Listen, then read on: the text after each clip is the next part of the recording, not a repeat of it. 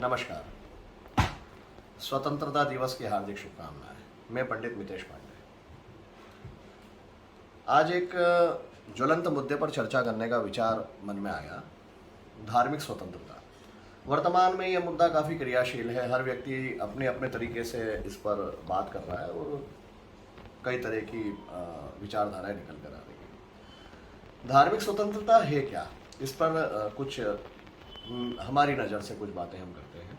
वास्तविकता में क्या होना चाहिए, स्वतंत्र शब्द का अर्थ क्या होता है, पहले इस पे चर्चा करते हैं। स्वतंत्र एक ऐसा तंत्र जो हमारे अनुकूल है, हमारी देश काल परिस्थिति के अनुकूल है और हम उसको स्वीकार करें और उसके अनुसार हमारे जीवन को यापन करें। ये स्वतंत्र का, जैसे परतंत्र किसी दूसरे के द्वारा थोपा गया तंत्र परतंत्र, और स्वतंत्र एक ऐसा तंत्र जो हम लोगों ने, हमारी एक कम्युनिटी ने, एक विचारधारा ने मिलकर बनाया है, जिसमें उन विचारधारा, संस्कृति, देश काल इत्यादि के अनुकूल व्यवस्थाएं हैं।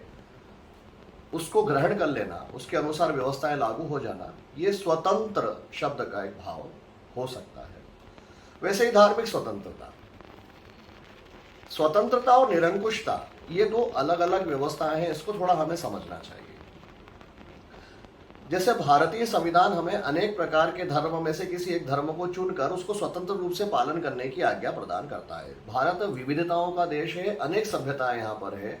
हम या तो हमारी परंपरा के अनुसार या फिर हमारी मानसिकता की अनुकूलता के अनुसार किसी एक सभ्यता, एक धर्म को लेकर उसके अनुसार हमारे जीवन को यापन कर सकते हैं। धर्म है क्या? क्या केवल पूजा पाठ तक सीमित है? पूजन विधि, उपासना विधि तक सीमित है? नहीं। सनातन धर्म में कहा गया है धारण करने योग्य जो भी है वो सब धर्म है। धारण करने योग्य, जिसको धारण करने से हमारा अभ्युदय हो, चाहे वो वस्त्र हो, भोजन हो, व्यवहार हो, हमारे विचार हो, जिससे हमारा अभ्युदय हो, हमारी, हम जहां पर हैं वहां से हम वृद्धि को प्राप्त हो, जहां है वहां से एक कदम आगे बढ़े, पीछे नहीं आए, स्थिर भी नहीं रहे, आगे बढ़े, ये हमें धर्म सिखाता है। संविधान हमें धर्म को मानने की स्वतंत्रता देता है, परंतु क्या धर्म हमें पूर्ण स्वतंत्रता, स्वतंत्र कर देता है? हम कोई धर्म यदि अपना लेते हैं या परंपरा से किसी धर्म को मानते आ रहे हैं तो क्या हम उच्च श्रृंखल हो जाएंगे, निरंकुश हो जाएंगे? हम उस धर्म को किसी भी तरीके से करने के लिए स्वतंत्र नहीं, ऐसा नहीं है।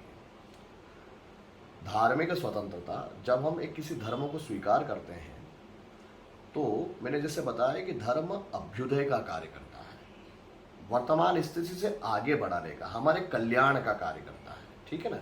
वर्तमान से हमें आगे ले जाने का कार्य करता है, हमारे अभ्युदय का कार्य करता है। जैसे शिक्षा, उदाहरण के लिए आपको समझाऊंगा। हम शिक्षा क्या लेना चाहते हैं इसके लिए स्वतंत्र हैं।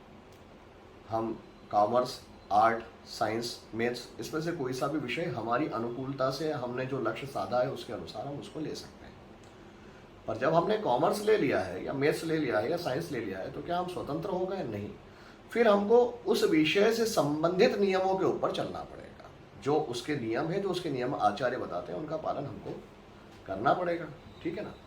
हम कुछ भी नहीं कर सकते हैं। एक रूल, एक नियम के अनुसार वो अध्ययन का एक क्षेत्र आएगा, उसको मानना पड़ेगा। शिक्षा केवल डिग्री देने का या नौकरी लगाने का तक सीमित है, ऐसा नहीं है, ठीक है ना।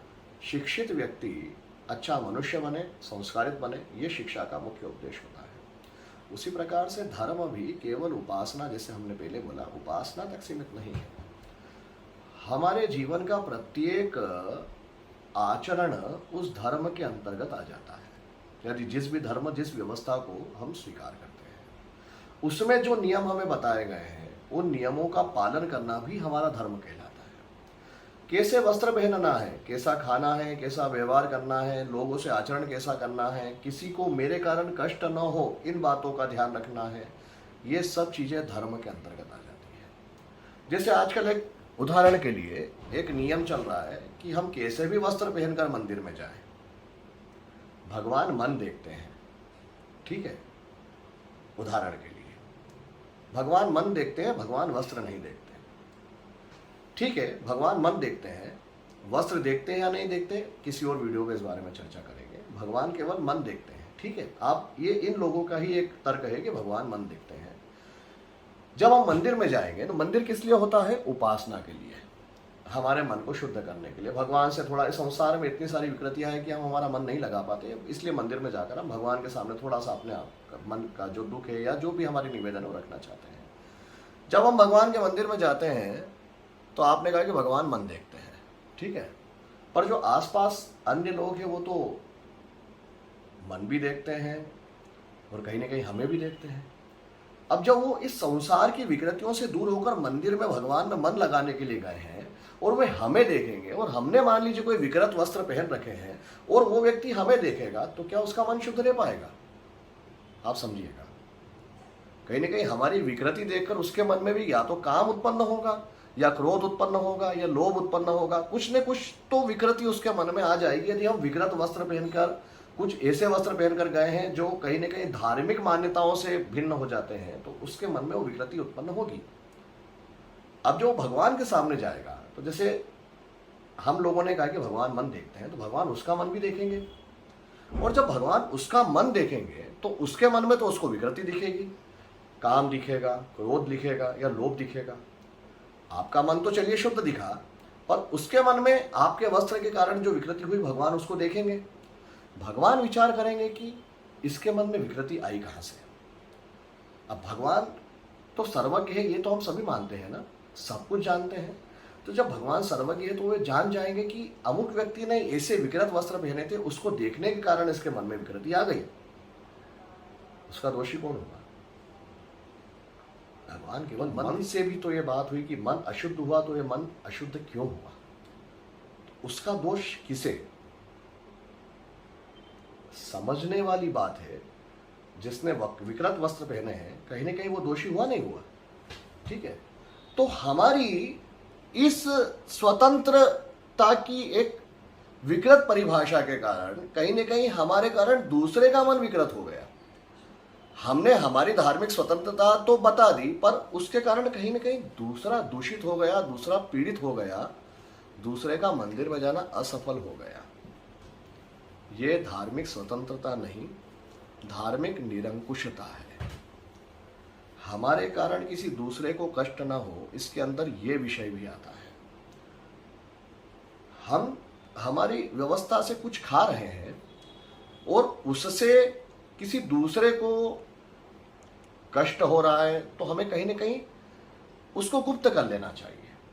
यदि हम धार्मिक व्यक्ति हैं, अधार्मिक हैं, उसके लिए कोई नियम की बात अभी नहीं हो रही है, वो सब कर सकता है। पर यदि हम कहते हैं कि हम धार्मिक हैं, तो हमारी किसी भी क्रिया से यदि किसी व्यक्ति को अनावश्यक कष्ट हो रहा है, तो कहीं ना कहीं हमें उसको थोड़ा सा दबाने का प्रयास करना चाहिए।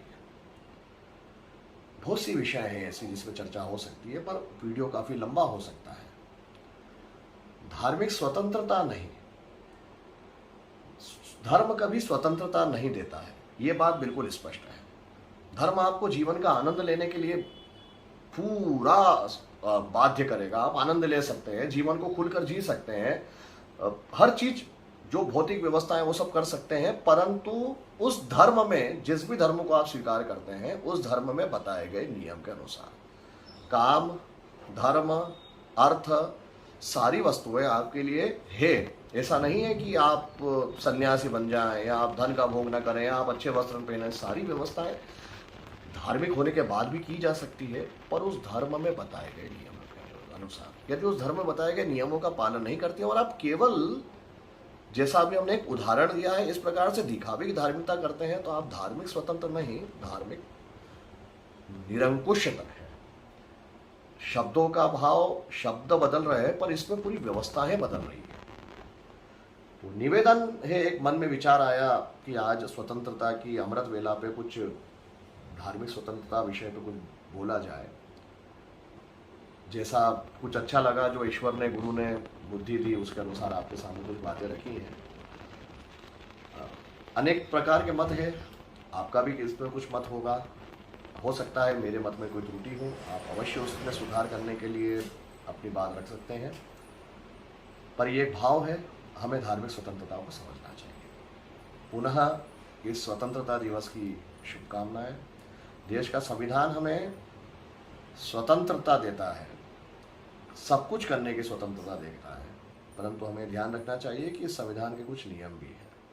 उन नियमों से अलग जाएंगे तो हम दंड के अधिकारी बनेंगे। धर्म भी हमें सब कुछ करने की स्वतंत्रता देता है। इस जल, वायु, प्रकाश, पृथ्वी, इन सब का भोग हम कर सकते हैं, पर उस धर्म के नियम भी है।